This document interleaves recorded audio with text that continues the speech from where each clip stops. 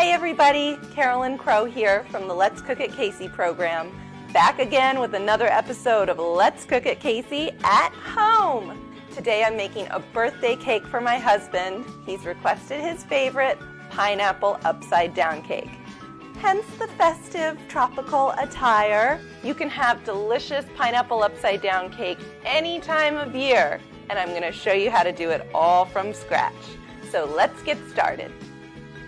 So to get started with our pineapple upside down cake, you just need some light brown sugar. Dark brown sugar would work okay too, but I prefer light brown sugar. And some melted butter that I've got over there on the stove. Put a piece of parchment paper in, and then another thorough spray. That's a 9-inch by 3-inch pan. If you want to make this in a 9 by 13-inch rectangular pan, I would recommend making either 1.5 or 2 times this recipe size. Okay, so I've got my melted butter here. Just going to pour that over the sugar and then whisk to combine. You want to see the sugar start to dissolve. Yeah, you want it to look pretty smooth, not too grainy. Just pour it into the pan. And then I'll just use my spatula to make sure that's nicely spread out. Give it a little shimmy, and that's ready to go. So now I'm going to prep my pineapple. I'm using fresh pineapple that I've previously peeled and cut. I threw some into a chicken pineapple stir fry. We eat a lot of stir fry in our house, what can I say? Just going to slice it into maybe 1/4-inch thick slices. That looks a little too thick. All right, so maybe like 1/8 of an inch slices is what you're going for here. Nice sharp knife here. Nice kitty paw so I don't cut my fingers off. This is about 2/3 of a pineapple, I guess. Now you could use canned pineapple for this, but the flavor really is so much fresher when you use fresh pineapple. Go figure, huh? All right, so let's see if that's enough to get us going. Just gonna grab a nice stack of them, fan it out. You want it to be overlapping a lot because it's gonna shrink down a lot. Cut a few of these pieces in half to cover up the center. Yum! Okay, so now that our beautiful pineapple topping is ready, I'll set that aside. And I'll grab everything I need for the cake. Cream, butter, and sugar. Add wet, add dry. You're done. It's creaming method. Here we go.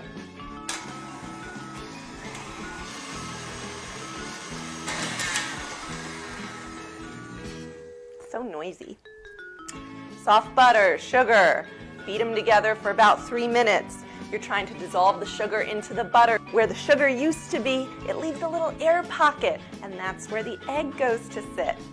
So after you're done creaming, add your eggs, one at a time.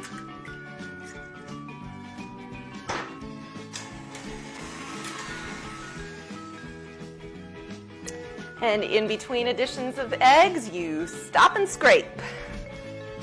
Always working with room temperature eggs when you're baking a cake. Room temperature means the protein in the egg is more relaxed and it distributes more evenly. Okay, so we do not have an emulsified batter here. We have a broken batter. Let me show you. See how it looks like scrambled eggs? No bueno, chef. I'm gonna beat it a little bit more.